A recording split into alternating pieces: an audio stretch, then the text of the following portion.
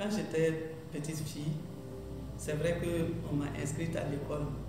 Mais dès que j'ai eu mon CEB, mon papa a dit que c'était suffisant, qu'une fille ne devait pas aller plus loin. Donc,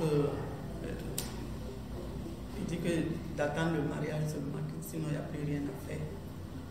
Donc, c'est ma maman qui m'a en tout cas inscrite en 6e.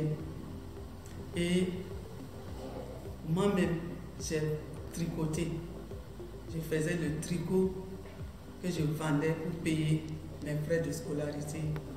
En tout cas, pour survenir à tous mes besoins. On n'avait aucun soutien pour continuer mes études. Et donc, vraiment, j'ai souffert. Et quand je suis devenue enseignante, je me suis engagée à soutenir les filles pour que ce que moi j'ai vécu là, que d'autres ne vivent pas. Donc depuis les années 91, et il y a eu la création des associations des mères éducatrices.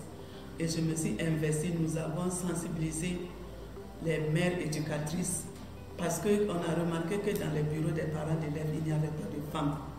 Alors que ce sont les femmes qui sont vraiment actives dans l'éducation des enfants. Donc, on s'est engagé à sensibiliser les mères pour qu'elles puissent créer leur propre association et participer activement à la vie dans les écoles. Et je me suis engagée à cela. Après ça, nous avons ouvert une école qu'on appelait école annexe qui récupérait les filles qui ont échoué au CEP et qui ne pouvaient plus continuer. Et donc, on reprenait le certificat avec elles, mais on leur apprenait aussi des activités génératrices de revenus pour qu'elles puissent, en tout cas, être autonomes. Et après ça, quand je suis allée à l'école, je suis revenue, j'ai décidé de travailler dans les établissements scolaires. Il n'y avait que 12 écoles. Donc, j'ai travaillé à ouvrir encore 7 nouvelles écoles. Et en sensibilisant les parents d'élèves, je les sensibilisais en même temps pour la scolarisation des filles. Depuis que j'ai commencé à travailler, mon souci, c'est de travailler pour que les filles,